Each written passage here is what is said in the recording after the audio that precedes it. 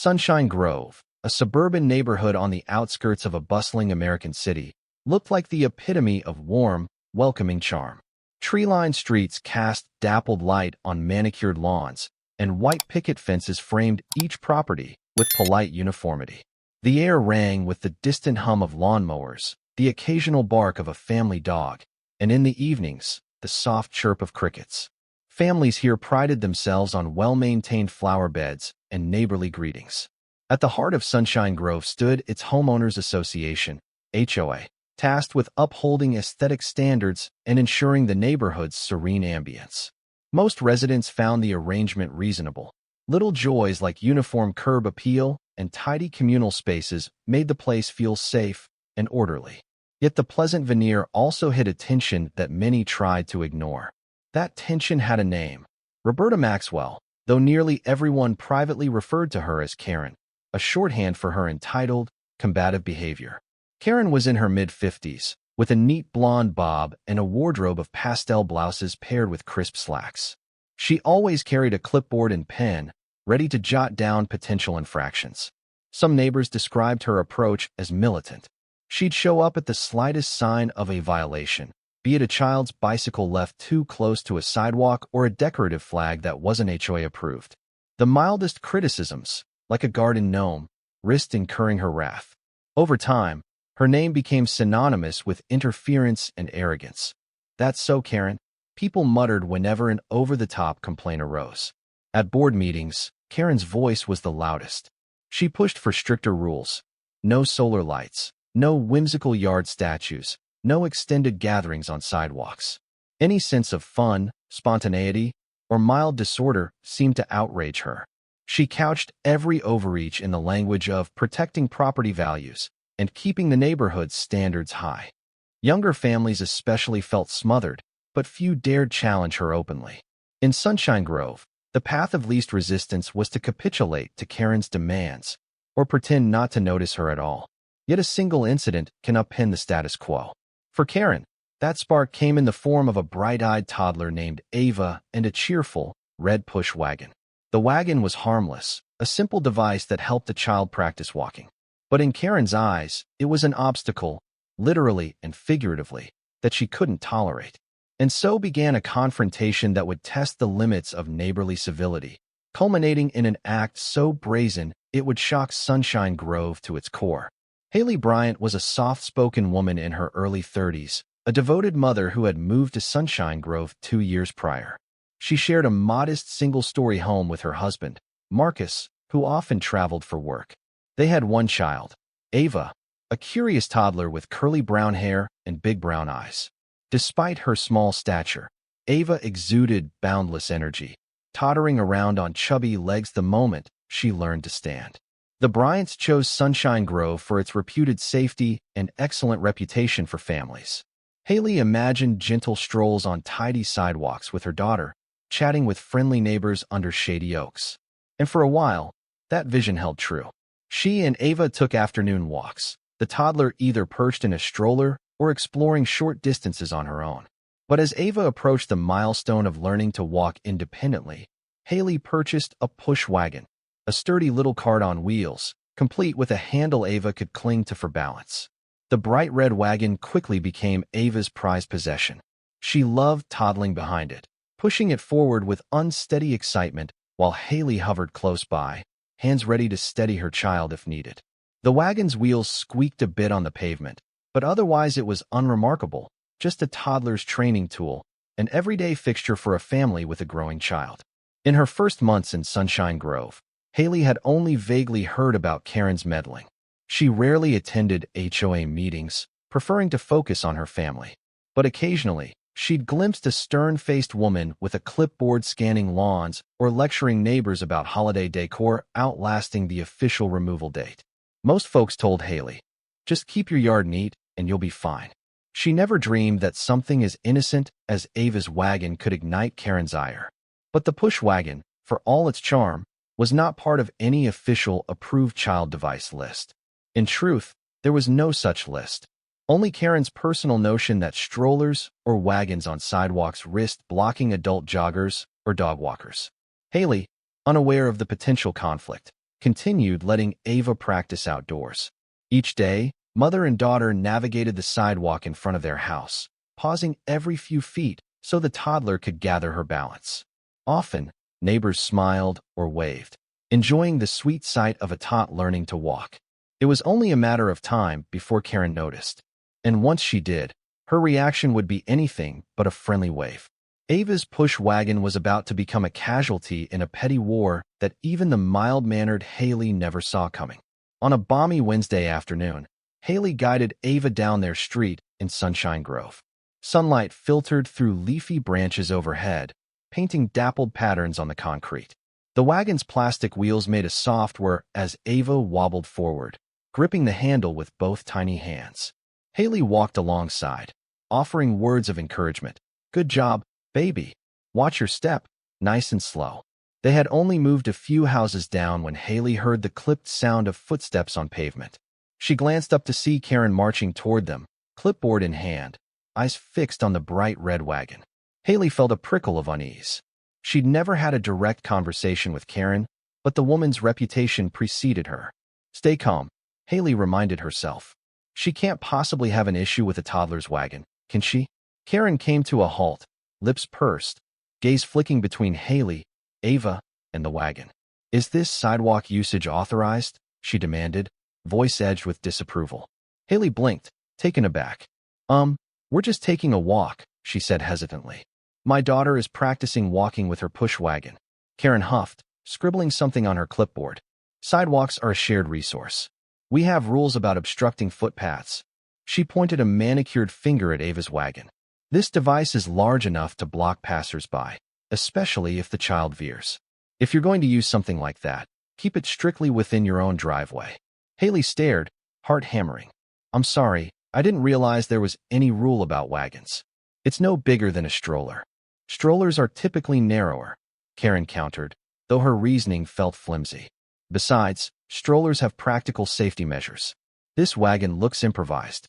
The sidewalk is not your private training ground." Ava, oblivious to the tension, babbled and clung to the wagon handle, peering up at Karen with wide eyes. Haley bent to stroke her daughter's hair, forcing a steady tone. "We're not blocking anyone.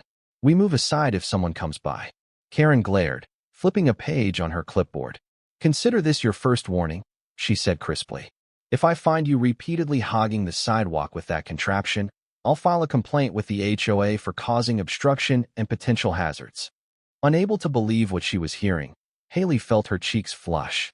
"There's plenty of room on the sidewalk," she managed. "We always let people pass. She's just learning to walk, so she's slow, but we're not trying to inconvenience anyone." Karen rolled her eyes. "Then teach her somewhere else," she snapped. "We keep these pathways clear for real pedestrians, not baby games." With that, she pivoted on her heel and stomped away, leaving Haley shaken, a swirl of anger and confusion roiling in her chest. In the hush that followed, Haley crouched down to pick Ava up. The toddler seemed unfazed by the exchange, but Haley felt stung and embarrassed. She turned the wagon around and headed home, deciding it was best not to provoke Karen further. It was just a single confrontation, she told herself.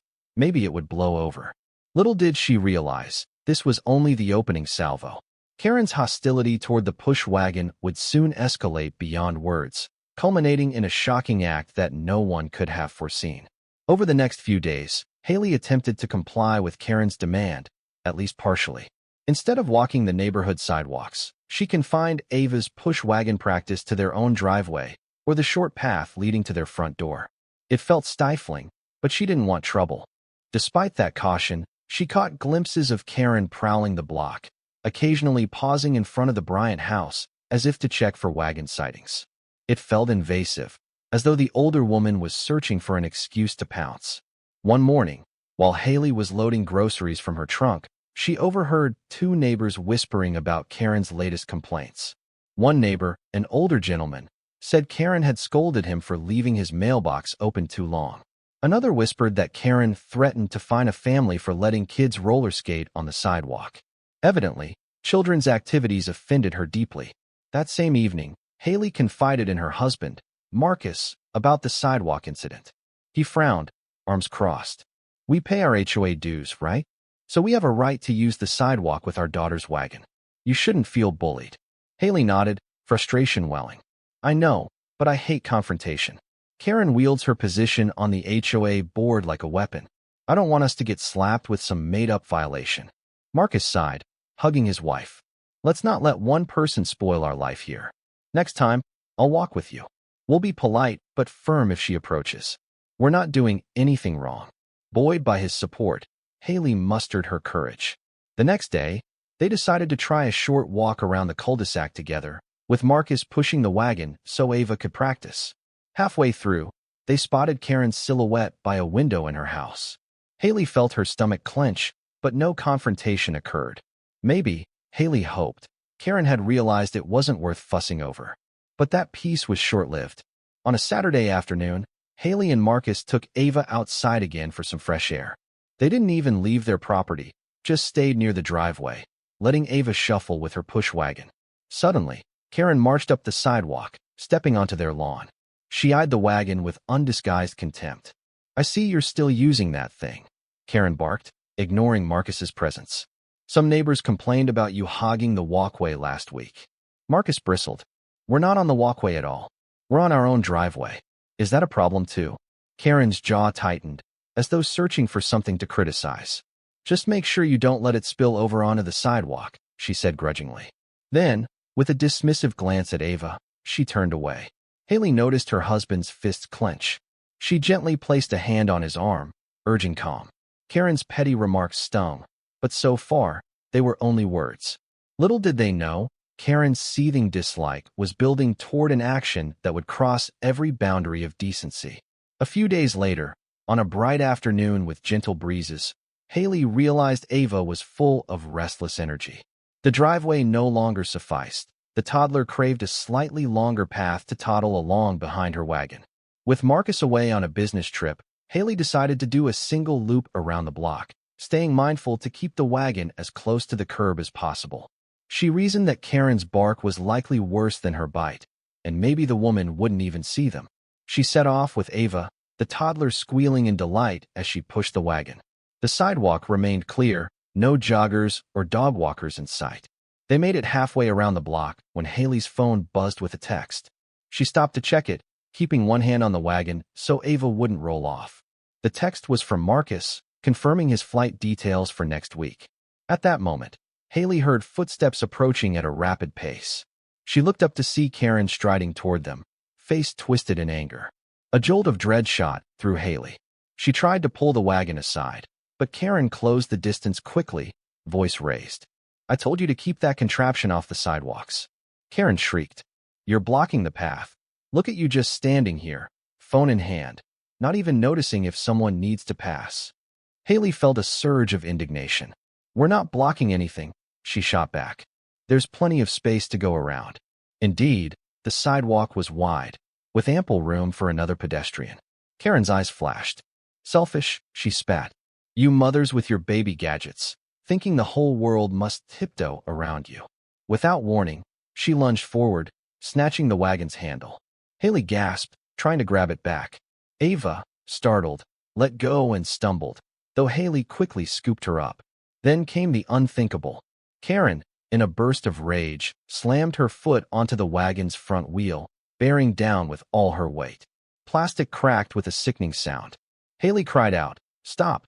But Karen stomped again, smashing the second wheel. The wagon sagged lopsidedly, wool shards scattering across the sidewalk. A horrified squeal burst from Ava as she clung to her mother's shoulder, trembling. Karen's face was contorted, eyes wild. She pointed at Haley and the now crippled wagon. "Move faster or get out of the way," she snarled, voice shaking with fury. "You have no right, blocking the sidewalk with that junk." The reality of the moment felt surreal to Haley.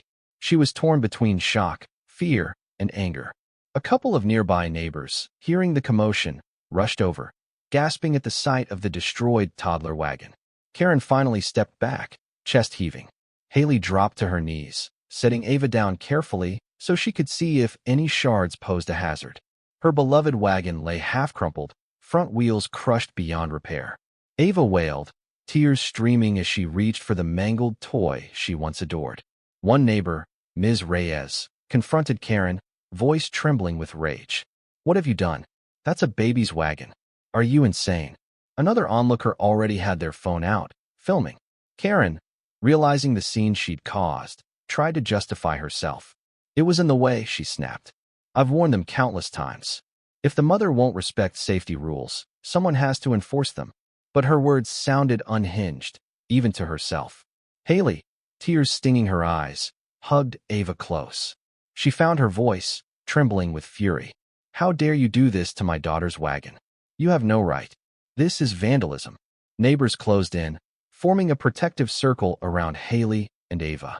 Karen's anger wavered under their collective outrage. Sensing no sympathy, she turned on her heel and stormed off, leaving behind a shattered wagon, a distraught mother, and a neighborhood in shock. No one in Sunshine Grove had ever witnessed such a blatant act of aggression from an HOA board member, let alone directed at a toddler's innocuous push wagon. News of Karen's violent outburst spread through Sunshine Grove like wildfire. Within hours, multiple neighbors posted on the community's social media page, describing how Karen had smashed a toddler's wagon for obstructing the sidewalk. Videos of the aftermath, capturing Haley's tearful attempts to console Ava and the wagon's broken wheels, circulated with alarming speed. A wave of indignation rose from residents who had once only rolled their eyes at Karen's overreach. Now they were furious that her tyranny had taken such a cruel turn. Haley, still shaken, retreated to her home. She carefully stored the ruined wagon in her garage, unsure what else to do. Ava remained upset, repeatedly asking for her cart, not understanding why it no longer functioned. It broke Haley's heart to explain that it was broken, the wheels crushed. That evening, she tried to calm her daughter with stories and extra cuddle time, but Ava seemed confused, her usual carefree spirit dimmed. Neighbors reached out in sympathy, some offering to help repair or replace the wagon. Ms. Reyes, the woman who confronted Karen, dropped by with a stuffed toy for Ava and insisted that the HOA needed to address Karen's behavior immediately. "This can't be swept under the rug," she told Haley. "We have video evidence. She's gone too far." Even those who were reluctant to get involved in HOA politics found themselves incensed at the image of a grown woman smashing a toddler's push wagon. Parents, in particular, felt a surge of protectiveness. They wondered, if Karen was willing to do that, could she escalate further? Some recalled smaller run-ins, Karen yelling at kids for playing hopscotch on the sidewalk or forbidding chalk drawings. But this was a new level of aggression. Several neighbors encouraged Haley to file a police report for vandalism. She hesitated, uncertain about escalating the matter legally. However, the more she thought about Karen's manic expression and the crunch of plastic underfoot, the more she realized there needed to be consequences. What if next time she does something worse? Ms. Reyes pointed out. Don't let her off. Shaken but determined, Haley dialed the non-emergency police line. An officer came to take her statement, examining the broken wagon. Haley shared the videos neighbors had captured, which clearly showed Karen attacking the wheels and yelling. The officer agreed it was likely a case of criminal mischief or vandalism, though how far it went would depend on the district attorney's stance and the HOA's internal discipline. Haley pressed her lips together, wishing none of this had happened, but certain that ignoring it would only empower Karen more. Meanwhile, a groundswell of supportive neighbors began organizing, intent on demanding an HOA meeting to address Karen's outrageous conduct. This time, they would not let her dodge accountability behind vague rules. If the push wagon fiasco taught them anything, it was that Karen's iron grip on the neighborhood had to be confronted once and for all. Over the next week, Sunshine Grove buzzed with talk of how to respond to Karen's wrecking of Ava's wagon. Signs of the uproar appeared in casual interactions, neighbors pausing at each other's mailboxes to whisper updates, families conferring in hushed groups at the community playground, text messages, and social media threads urging solidarity. Karen, for her part, seemed to vanish from her usual patrol routines, perhaps lying low after the public outcry. Among those pushing for resolution was Damian Wong, a father of twin boys who frequently clashed with Karen over their sidewalk chalk sketches. He joined Ms. Reyes, the neighbor who witnessed the wagon smashing, and others to draft a formal complaint to the HOA board. They collected statements from everyone who had witnessed Karen's meltdown, along with the circulated videos. Their demand was clear. The HOA must take disciplinary action against Karen, removing her from her position if necessary. But even more than punishment, residents sensed a need to reaffirm support for children in the neighborhood. The incident had rattled parents, who wondered if their kids were safe from harassment while playing outside. In one brainstorming session at Ms. Reyes' home, a group of neighbors discussed how to make a statement that children belonged in Sunshine Grove. That was non-negotiable. A bright idea emerged. Organize a wagon parade to celebrate the presence of kids, especially toddlers who use strollers or push carts or little wagons. If Karen had singled out a toddler's wagon as an irritant, then the neighborhood would respond with an event that placed children's wagons front and center. By turning a tool for learning to walk into a symbol of unity, they could transform the ugliness of Karen's act into a positive display of community. Ms. Reyes, brimming with enthusiasm, pitched the concept to Haley. Imagine it. Families rolling wagons or strollers around the main loop, kids riding or walking, neighbors cheering them on. We can deck them out with decorations, maybe add reflective strips or lights for safety. It'll be a statement that Sunshine Grove supports its children. Haley, touched by the idea, felt her spirits lift. She pictured Ava in a brand new wagon, smiling as neighbors applauded.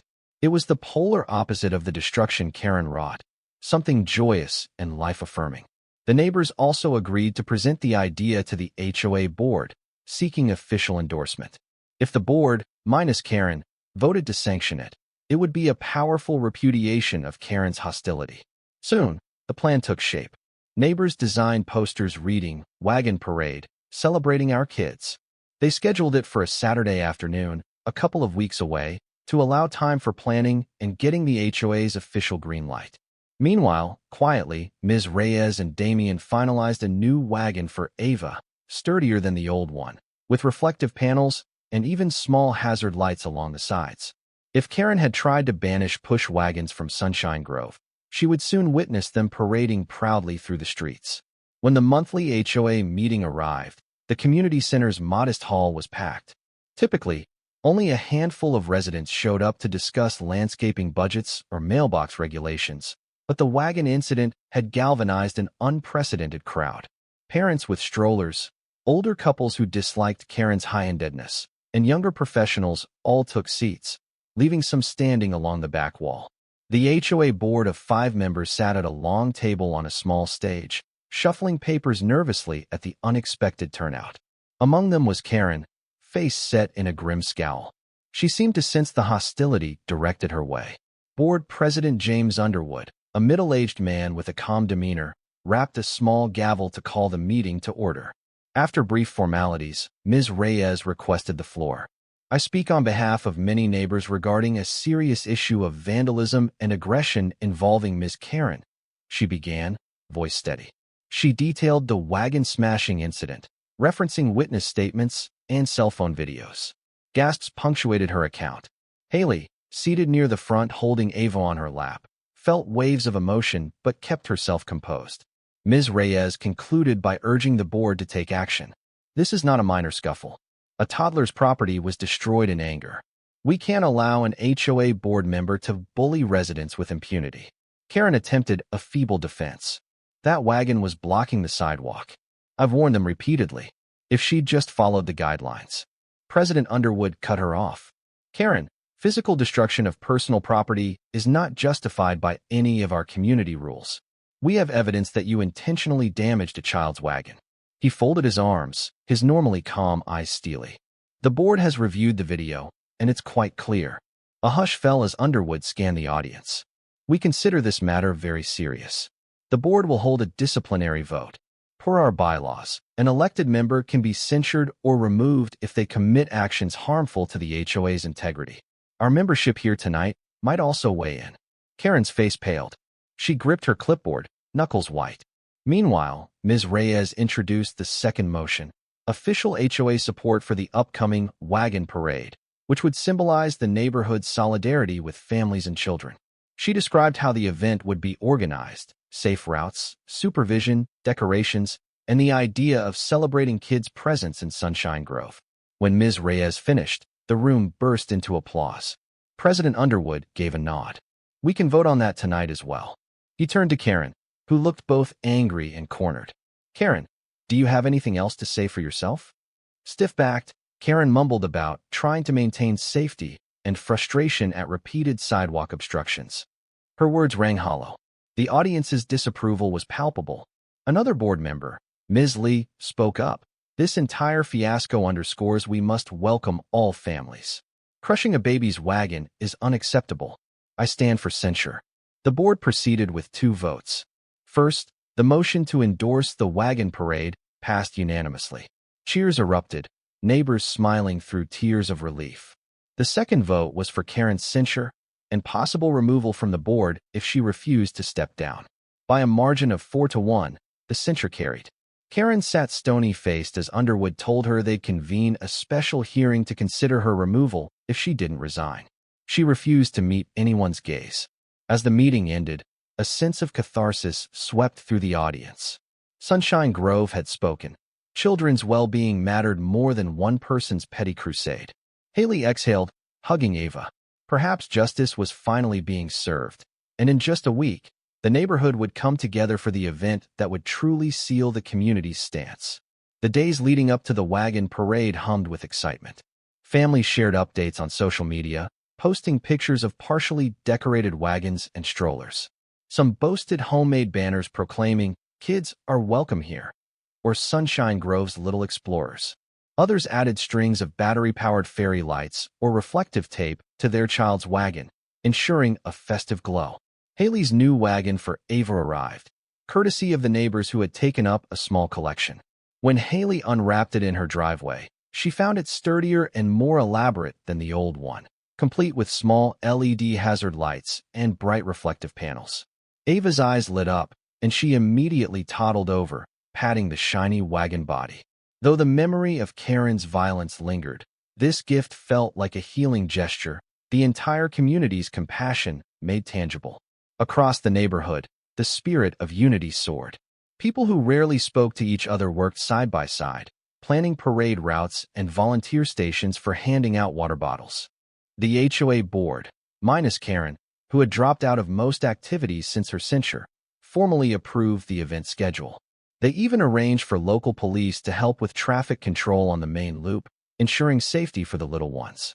An official notice was distributed, praising the wagon parade as a symbol of Sunshine Grove's family-friendly ethos. Karen, meantime, was conspicuously quiet. Some speculated she might appear at the parade to cause trouble, but others believed she'd stay away, humiliated by the backlash. A few neighbors reported glimpses of her peering through curtains or hurrying to her car with her head down. Everyone remained vigilant, unsure if she might attempt some last-minute sabotage. But with so many eyes open, the risk seemed minimal. Haley spent the final evening before the parade customizing Ava's wagon. She attached small pom-poms to the handle, placed an adorable nameplate reading, "Ava's Ride," and tested the hazard lights in the evening dusk. Ava squealed with delight each time the lights blinked. Marcus, back from his business trip, admired the transformation, telling Haley, "Our little girl's going to be the star of the show tomorrow." Haley smiled, a knot of gratitude tightening in her chest. She realized that for all the cruelty they'd endured, the support from neighbors had been overwhelmingly kind. With everything set, Sunshine Grove braced for the big day. The parade would begin at noon, leading dozens of families around the neighborhood's picturesque loop, concluding at the community park for a small celebration.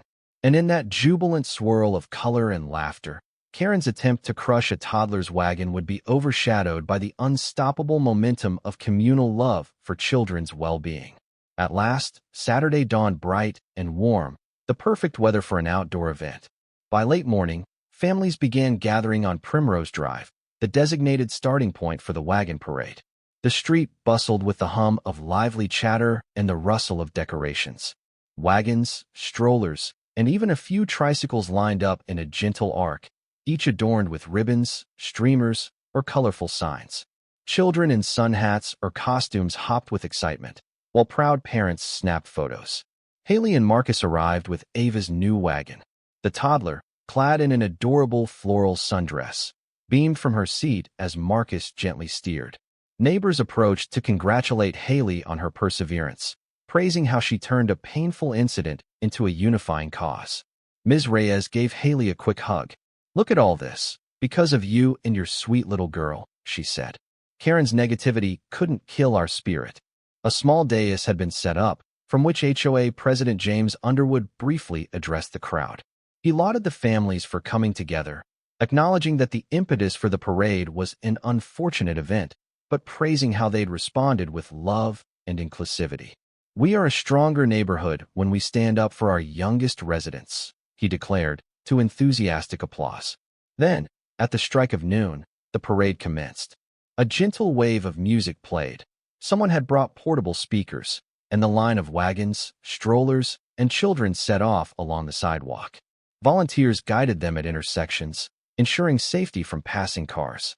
The atmosphere felt almost like a small-scale festival, with onlookers cheering from their driveways. Some even clapped or waved homemade signs. "Hooray for Sunshine Grove kids," and "We love our tiny neighbors." Ava giggled nonstop, enthralled by the festivity.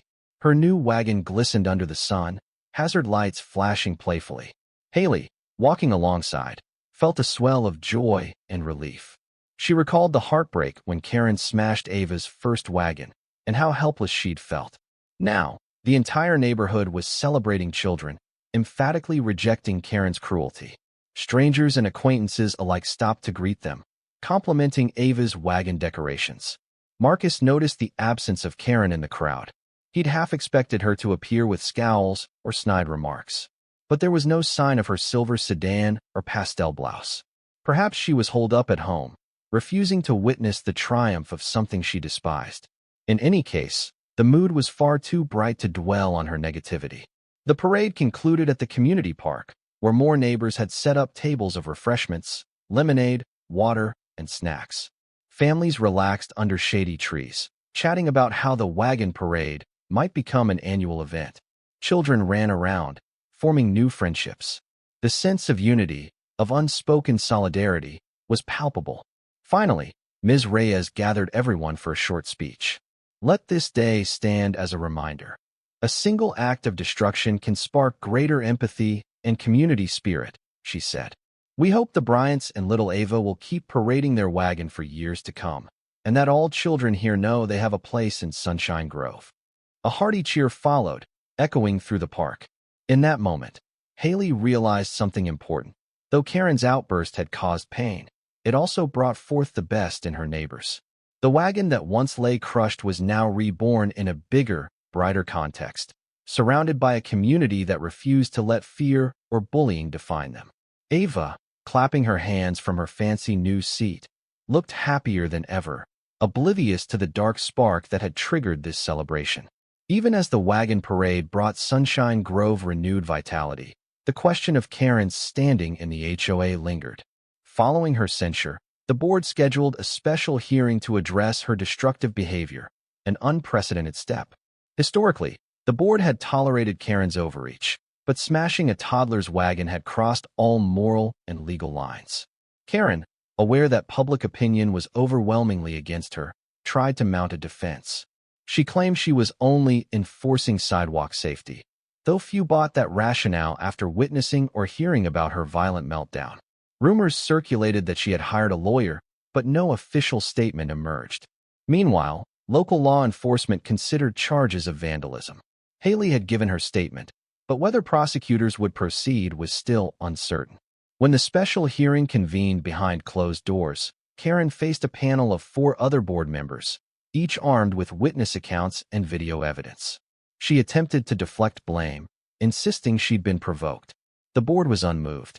Ultimately, they gave her an ultimatum: resign from her HOA position voluntarily or face a removal vote, which she would almost certainly lose, followed by possible civil action from the association for damages to the Bryant's property. Under pressure and with no allies left, Karen resigned. The announcement came in a terse email circulated to all residents. "Ms. Roberta Maxwell has stepped down from her post effective immediately."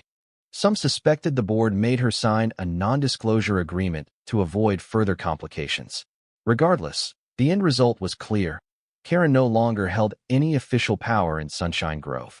For the community, it felt like a collective exhale. A reign of pettiness had ended.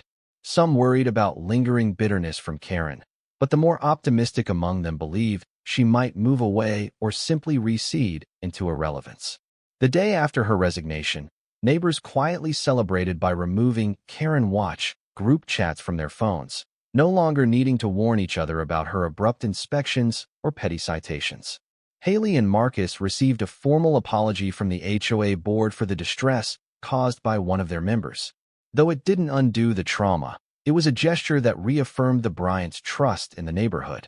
They continued to bond with supportive families, many of whom they might never have befriended so closely if not for Karen's outrageous actions. In that sense, ironically, Karen had united Sunshine Grove more than any feel-good neighborhood initiative might have managed. With Karen's exit, Sunshine Grove regained the peaceful routine that had initially drawn families to it. Yet the place was subtly transformed by the events of the past weeks. The Wagon Parade became a symbol of communal care, a moment when the neighborhood collectively took a stand against bullying, cherishing their children instead of treating them as nuisances. Residents proposed making it an official annual tradition, and the HOA agreed, seeing it as a chance to celebrate families and children's presence each year. Haley gradually overcame the anxiety she'd felt about taking Ava on walks. The walkway felt safer now, free from watchful, judgmental eyes. She noticed other parents grew bolder too, kids on scooters, toddlers with mini pushcarts, and older children playing hopscotch. Sunshine Grove's sidewalks resonated with youthful laughter again, no longer overshadowed by Karen's constant patrolling.